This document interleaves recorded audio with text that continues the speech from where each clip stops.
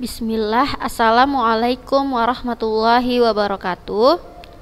Alhamdulillah, puji syukur kita ucapkan kepada Allah Subhanahu wa Ta'ala, yang mana dengan rahmat serta karunia darinya kita bisa mengikuti kembali kegiatan belajar daring pada hari ini. Anak-anak ustazah, semoga pada hari ini dalam keadaan sehat walafiat dan selalu dalam lindungan Allah Subhanahu wa Ta'ala. Baik anak-anak ustazah, hari ini kita lanjutkan kembali ya materi kita. Nah, kalau kemarin sudah latihannya ini sudah ustazah berikan, dan alhamdulillah anak-anak ustazah sudah mengerjakan, tapi ada beberapa masih banyak yang belum mengirimkan tugas ke nomor ustazah. Jadi ustazah harapkan yang masih ada tugas yang belum selesai silahkan kerjakan, karena nanti ustazah akan kosongkan nilainya ketika tugas yang ustazah berikan tidak kalian kerjakan ya. Jadi itu terserah kalian. Kalau kalian nggak mau mengumpul, ya udah, yang rugi adalah kalian, bukan ustazah ya.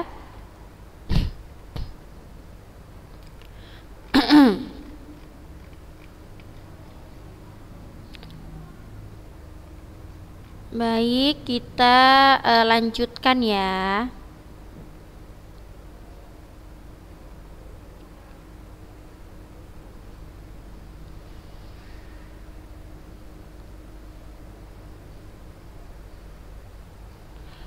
Nah, sekarang kita masuk ke menelaah pola, struktur, dan kaidah kebahasaan iklan. Jadi, 1. Pola-pola penyajian iklan. Iklan dapat kamu temukan dalam berbagai tempat dan sepanjang waktu. Iklan mungkin disajikan secara tertulis, misalnya melalui surat kabar, majalah, internet, ataupun media-media lain. Sementara itu, poster dapat ditemukan dalam bentuk pajangan di tempat-tempat umum. Nah, ini udah saya jelaskan pernah ya.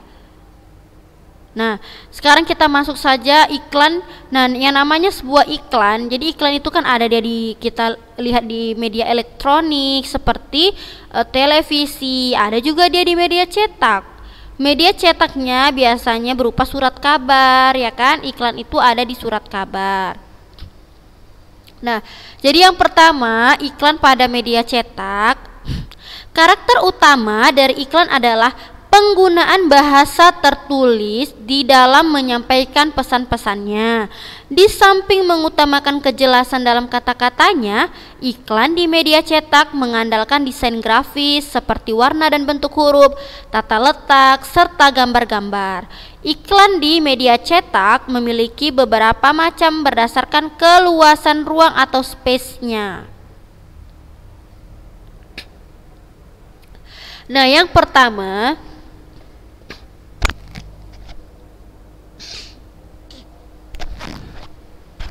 iklan baris adalah iklan yang pemasangannya berupa baris-baris. Teks yang disajikannya sangat terbatas. Tidak ada gambar ataupun ilustrasi-ilustrasi dalam iklan ini. Teks pun banyak yang mengalami penyingkatan. Iklan baris pada umumnya dimanfaatkan oleh perorangan dan perusahaan-perusahaan kecil. Jadi anak-anak ustazah, nanti di surat kabar boleh nanti anda lihat ya. Itu ada namanya iklan baris, kalian lihat aja lah, dia biasanya di bagian belakang. Iklan baris itu memang sebaris gitu, nggak panjang-panjang iklannya. Contohnya seperti ini, nih, jual ini masuk RMH ini rumah ya, semi villa luas 174 ya kan. Terus BT ini apa ya, lupa ya ustazah singkatannya. Terus 4 buah kolam, air bagus. CCK ini cocok ya untuk peristirahatan, hubungi sekian ya. Ini LS ini luas, PT ini kita lihat ya, ini ada rumusnya.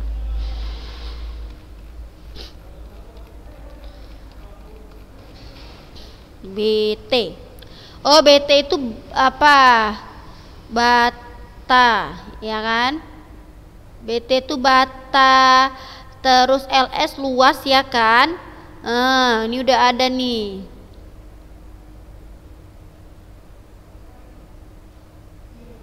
Oke ya. Jadi anak-anak ustazah, memang kalau dari segi kaidah bahasa ini memang nggak diboleh disingkat-singkat seperti ini. Tetapi ini disahkan kalau kita membuat iklan baris seperti ini. Mungkin kalau panjang-panjang iklannya mungkin bayarannya juga lebih besar ya. Jadi memang, nah ini bukan ini memang disengaja buatnya ini. Rumah ini disingkat. Kalian lihat nanti boleh ya di korannya. RMH itu rumah, LS itu luas, BT itu bata, 4 buah kolam. Air bagus, CCK ini cocok, UTK ini untuk. Ya, jadi memang disengaja memang buatnya singkat-singkat ya nak. Inilah namanya iklan baris. Nah, jadi khusus iklan baris tidak apa-apa nak disingkat. Nih bahasanya ya. Lanjut contoh berikutnya, dijual tanah luas 150 bata, lokasi objek wisata Situ Gede, hubungi BPK itu Bapak Yayan, TLP ini telepon, paham ya? Jadi ini memang contoh dari iklan baris. Memang disingkat-singkat seperti ini ya Nana Ustazah. Nanti boleh dilihat di koran ya. Kedua ada iklan kolom. Apa itu iklan kolom? Nah, iklan kolom ini pemasangannya dalam media berupa kolom-kolom. Oleh karena itu bentuknya besar. Di samping menggunakan teks, iklan ini sering pula menyertakan gambar dan berbagai ilustrasi yang menarik lainnya. Nah, kalau tadi ini iklan baris, ini yang kedua ada iklan kolom. Mana contohnya? Ini. Kenapa dia dikatakan iklan kolom? Karena memang bentuknya kolom kan. Nah, nih, tapi dia kata-katanya ada yang disingkat, ada yang tidak ya. Selain itu dikenal istilah iklan display, yakni iklan memiliki ukuran lebih luas dibanding iklan kolom. Iklan display merupakan iklan yang berisi hanya kata-kata dan gambar, foto atau media-media grafis lainnya. Ada pula istilah iklan advertorial, yakni iklan sejenis iklan display. Nah, ini belum terlalu penting ya dipelajari. Jadi ini anak-anak ustazah, inilah iklan lamaran pekerjaan, ya kan?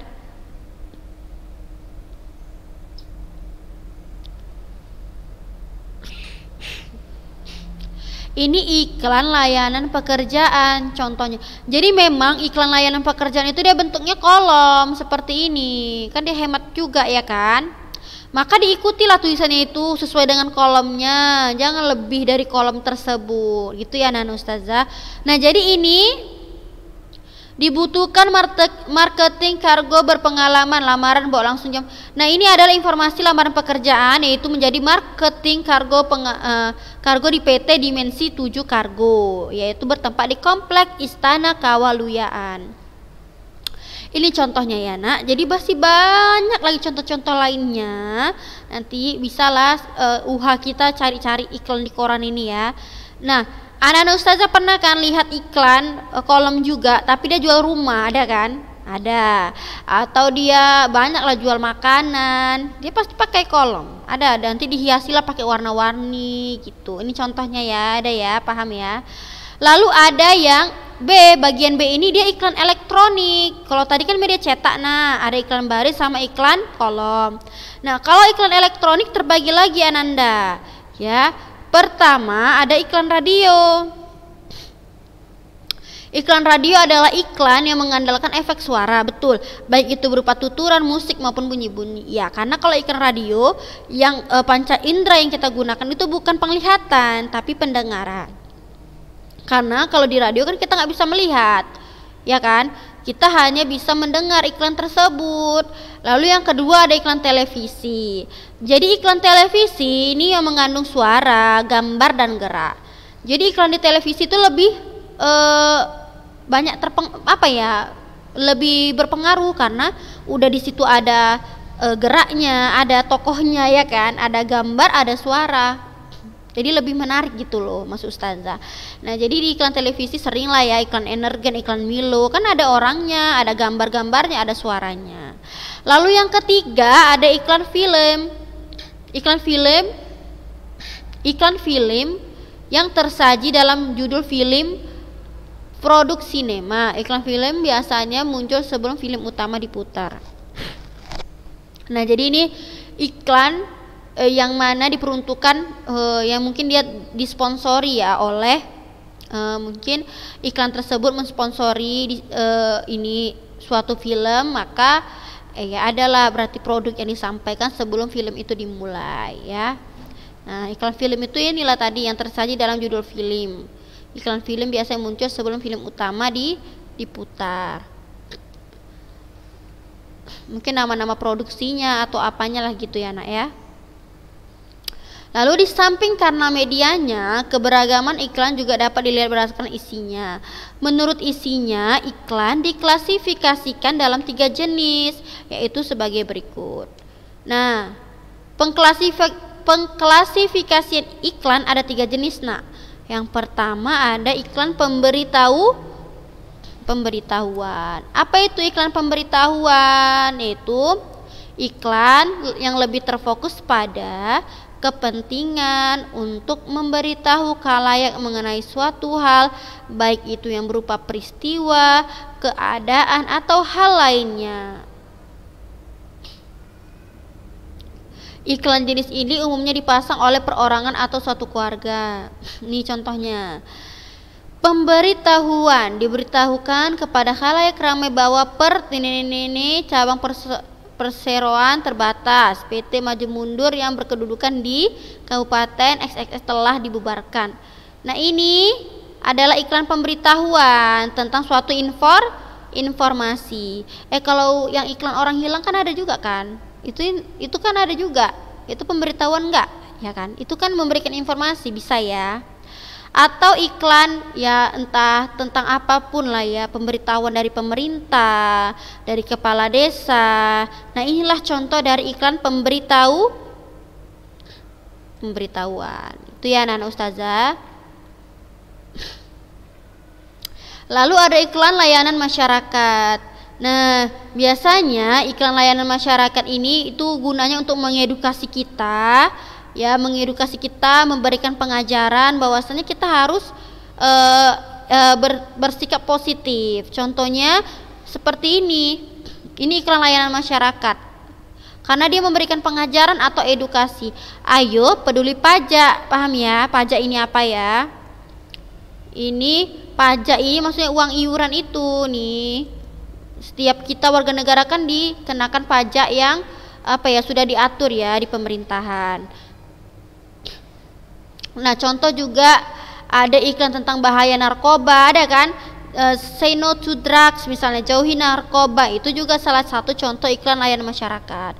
Dan salah satu yang lagi memang seringnya ada di televisi iklan layanan masyarakat adalah tentang cara kita dalam menghadapi virus COVID-19 ya kan.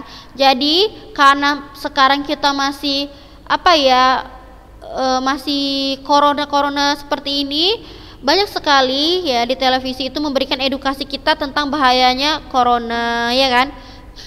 Tentang bahayanya corona, bagaimana pencegahannya, dan serta bekerja sama untuk mengatasi yang namanya COVID-19 ini. Jadi udah banyak ya iklan layanan masyarakat. Nah, ini ada iklan penawaran. Ini sama juga kayak tadi nih. Iklan ini bertujuan untuk menawarkan produk atau jasa. Bisa iklan penawaran jasa, disebut juga dengan iklan niaga dan iklan lowongan kerja. Oh ya, jadi ini nak, iklan penawaran ini bisa iklan yang menawarkan produk atau jasa. Kalau ini kita lihat gambarnya, perhatikan baik-baik. Ini adalah iklan jasa karena dia membutuhkan karyawan yang siap bekerja di perusahaan tersebut. Ada marketing eksekutif, ada sales promotion, ada administrasi, ya kan? Tapi ini termasuk iklan kolom juga. Tergantung ya. Nih. Kalau iklan produk mana ya contohnya? Ya banyak lah. Kalau di televisi kan sering lihat kita kan produk apa, sampo kah. Oh kalau produk ini dia kan ada tuh panci-panci kan, jual-jual panci lah. Pokoknya jual set-set alat dapur lah, set kitchen. Pasti ada tuh contohnya di koran-koran ya kan.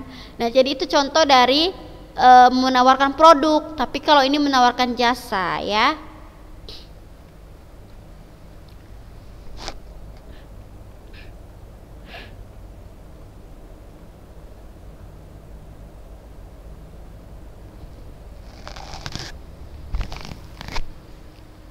Nah ya anak-anak ustazah, sekarang kita lanjut ya.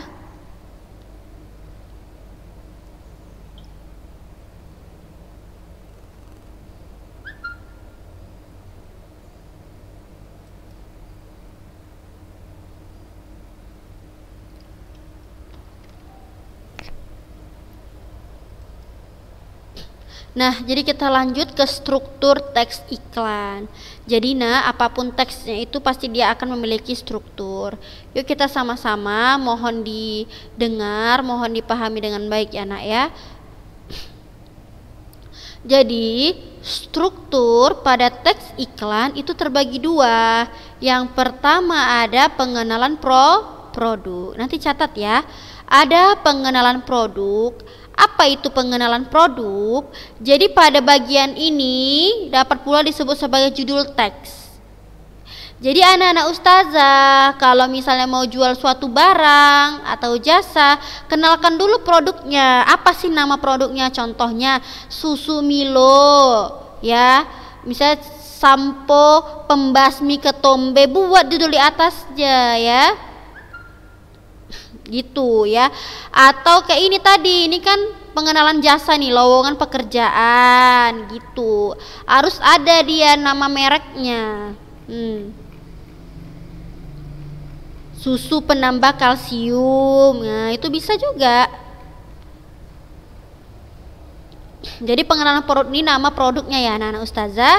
Yang B ada pernyataan persuasif atau persuatif. Apa itu? Pada bagian pernyataan persuatif itu berisi pernyataan yang mendorong pembaca atau pendengar berbuat sesuatu. Bagian ini biasanya berupa pernyataan tentang kelebihan produk yang ditawarkan. Nah, jadi gini maksudnya, dalam sebuah teks iklan itu kan sebenarnya dia mau mengajak kita ya kan. Dia ingin memengaruhi kita supaya beli produk tersebut, benar nggak? Ya kan, kayak Usai bilang kemarin, barang-barang atau produk yang kalian beli itu kan hasil dari iklan. Kalian terpengaruh sama iklan. Jadi kesimpulannya nak, sebuah iklan itu harus ada pernyataan persuatif. Catat ya, persuatif itu artinya mengajak, memengaruhi, membujuk. Itu artinya ya. Ingat, persuatif artinya mengajak, memengaruhi, dan membujuk. Jadi suatu iklan harus dia itu bisa mendorong ya, mendorong ataupun mengajak, memengaruhi pendengar untuk bisa membeli produk tersebut yang ditawarkan. Bagaimana cara membuat pernyataan persuasif pada iklan? Nah, caranya adalah dengan menyebutkan sisi kelebihan dari produk tersebut. Contoh mau jual sampo anti ketombe, kan pasti dia kenalkan bahwanya sampo ini sangat ampuh membasmi ketombe bahkan kutu, misalnya kayak gitu. Itu kan udah salah satu kelebihan produk. Mau jual susu, untuk apa kita jual susu kalau tidak ada kelebihan yang mau kita tawarkan? Mana ada orang mau beli kan? Jadi sebuah iklan memang harus dia memberikan kelebihan produk tersebut, gunanya supaya orang mau beli produk tersebut. Ya kan? Kalau susu iklan susu bayi misalnya, pokoknya pasti adalah kelebihan produknya, misalnya menambah vitamin, menambah energi gitu. Itu tuh adalah pernyataan persuasif.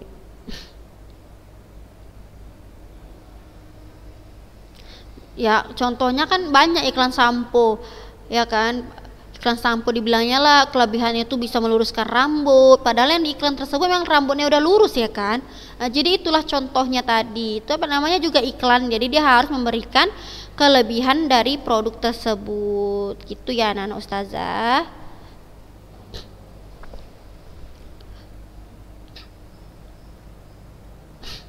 Selain itu, dalam iklan sering disajikan pula slogan, gambar-gambar produk, serta nama dan logo perusahaan. Betul.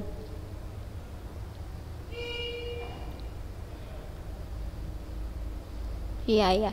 Jadi nak gini, di dalam sebuah iklan itu pasti ada beberapa dia itu diletakkannya lah, disajikannya lah slogan ya kan, ada gambar-gambar produk pastilah, lalu ada nama dan logo perusahaan, ada kan logo perusahaan Indomie aja ada. Oh, inilah logo perusahaannya Unilever ya kan? Kan ada dia logo perusahaannya itu Unilever tuh lah, tas sampo-sampo, ada hand body Unilever itu maksudnya logo-logo perusahaan ya.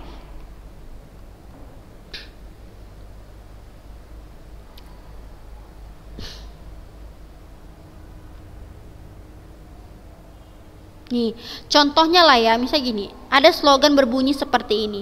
Membangun perpustakaan, membangun peradaban utama. Jadi kalau kira-kira buat slogan ini boleh sih letakkan gambarnya kalau mau buat iklan, buat tumpukan-tumpukan buku. Jadi kan perpustakaan itu kan ibaratnya banyak buku-buku kan, Nak. Jadi buatlah gambarnya itu yang nyambung lah. Jangan pula membangun perpustakaan, membangun peradaban utama kalian buat gambar makan-makan di situ, kan nggak nyambung. Ya makanya kalian buatlah gambar yang sesuai dengan slogannya, gitu maksudnya ya nak.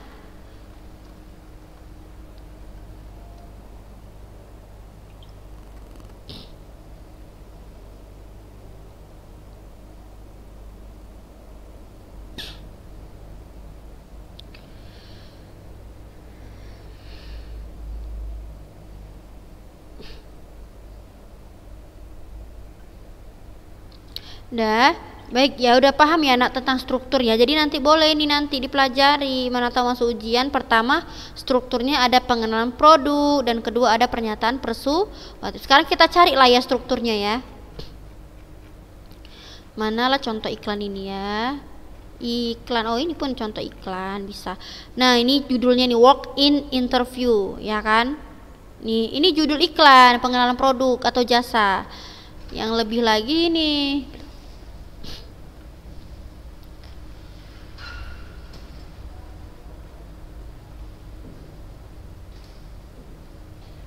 Mana ya?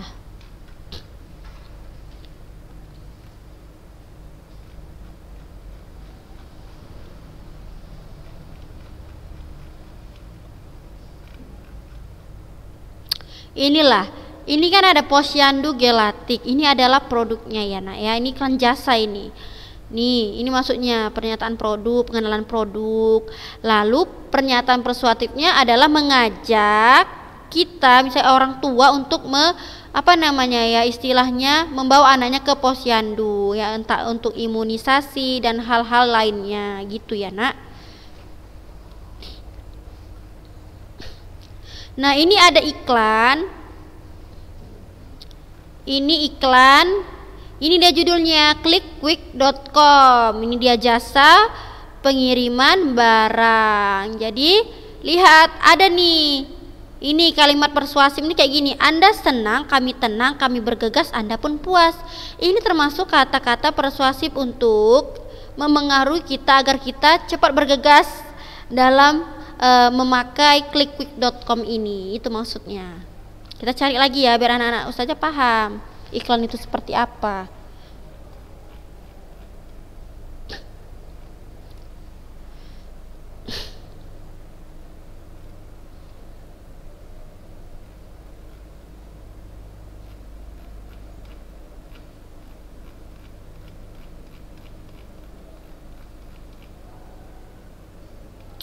Nih, ini bisa nih. Ini adalah iklan layanan masyarakat. Budayakanlah membaca, baca buku, buka dunia katanya. Kita disuruhnya untuk membaca, membudayakan membaca, membiasakan untuk membaca. Karena tujuannya apa? Dengan kita membaca, iklan tersebut mengajak kita itu untuk membaca agar kita menambah wawasan, menambah ilmu pengetahuan dan kita itu bisa melihat dunia secara luas dengan membaca. Gitu maksudnya ya.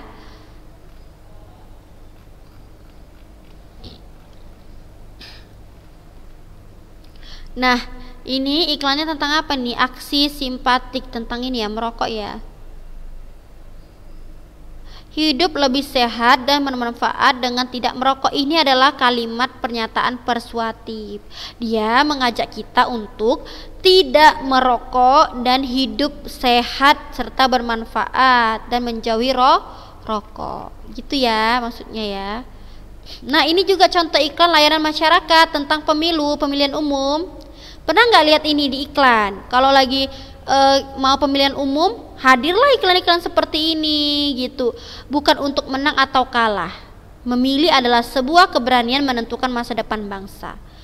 Jadi ini iklan pemilu. Apa tujuannya dibuat iklan ini? Kalimat persuasifnya inilah kita disuruh memilih, ya, kita harus berani memilih untuk menentukan masa depan. Oh, ini juga iklan layanan masyarakat, yaitu disuruhnya kita untuk mematikan TV satu hari saja, yaitu hari tanpa TV.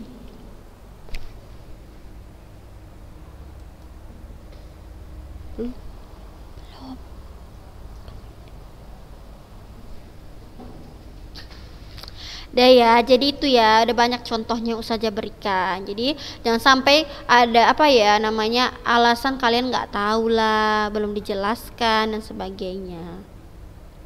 Ini juga kejahatan internet nih. Kita disuruh atau diajak untuk mewaspadai dan menghindari ya kejahatan internet tersebut.